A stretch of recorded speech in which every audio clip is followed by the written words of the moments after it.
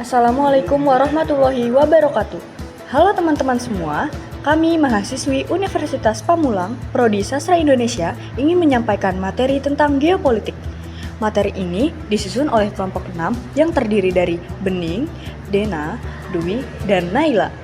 Pembahasan yang akan kita bahas pada materi ini, yang pertama ada wawasan Nusantara sebagai pandangan konsep geopolitik, yang kedua dinamika dan tantangan wawasan Nusantara di masa depan.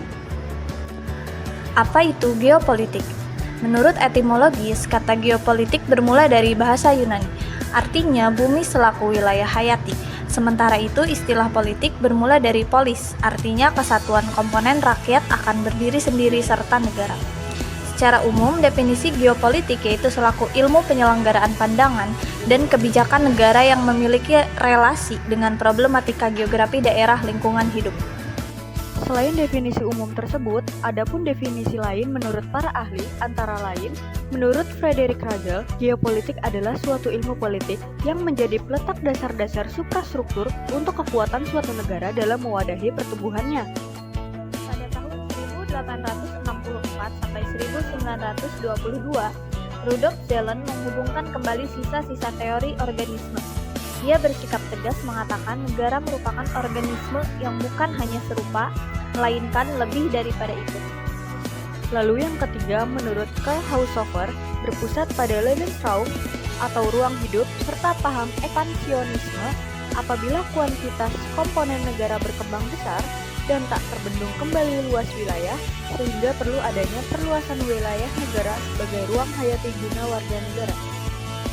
Lalu menurut Halvard Maikinger memiliki pandangan akan geopolitik lebih strategis, ialah daerah-daerah jantung. Dunia perlu adanya penguasaan. Pandangan ini diketahui sebagai teori daerah jantung. Yang kelima yaitu menurut Alfred Heyermann mengatakan rancangan geopolitik memerlukan dukungan tidak hanya adidaya darat, namun penting akan daya maritim.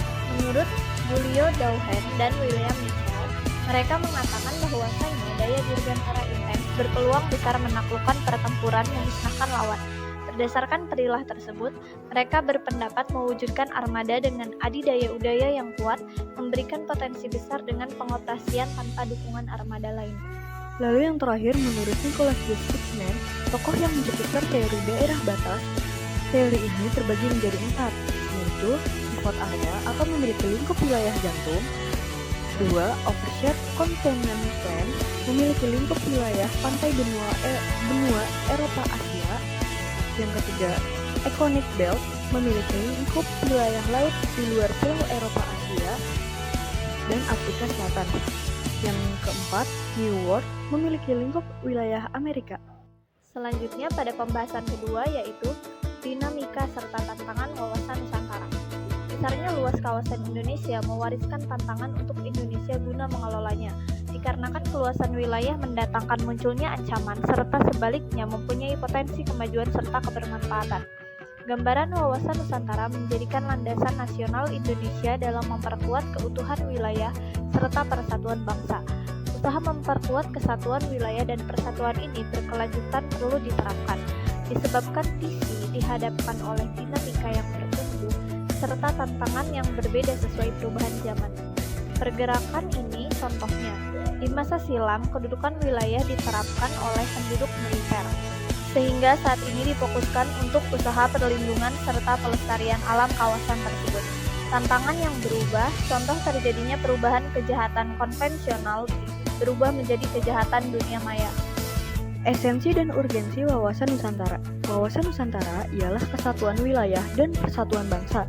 Wilayah Indonesia yang beragam dengan kepulauan dari Sabang sampai Merauke perlu menjadi satu kesatuan yang tidak boleh terpisahkan meskipun hadirnya lautan bebas. Pada zaman kolonial Belanda, terdapat regulasi yang mengatur ialah Ordinansi 1939. Selanjutnya, hadirnya Deklarasi Juanda 13 Desember 1957, wilayah Indonesia menjadi satu kesatuan, wilayah laut bukanlah pemisah namun penghubung. Implementasi wawasan Nusantara. Wawasan Nusantara yang dimiliki bangsa Indonesia memberikan pembaharuan dan perkembangan di segala bidang yang ada. Ini diwujudkan dalam implementasi kehidupan sehari-hari masyarakat Indonesia yang bertaraf multikultural dari sudut kebudayaan. adat istiadat, tata bicara, kepercayaan, masyarakat majemuk, dan heterogen. Penerapan wawasan Nusantara dalam kehidupan politik guna mewujudkan situasi pelaksanaan negara sehat serta berkelanjutan.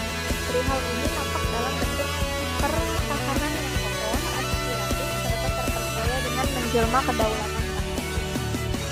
Kesimpulan yang dapat kita ambil dari materi tersebut yaitu perkembangan geopolitik dimulai dengan gagasan Frederick Fresel tentang politik geografi. Rudolf Kelsen dan Karl Haushofer dari Swedia dan Jerman memperluas cakupan dengan menciptakan geographical politik dan mempersempitnya menjadi geopolitik. Perbedaan antara keduanya adalah penekanan pada aspek geografi atau politik. Political geografi mempelajari tanda-tanda geografi dari sudut pandang politik, sementara geopolitik mempelajari tanda-tanda politik dari sudut pandang geografi. Geopolitik membantu merumuskan kebijakan nasional dengan menggabungkan aspek-aspek geografi dan politik. Definisi geopolitik telah berkembang sejak abad 20.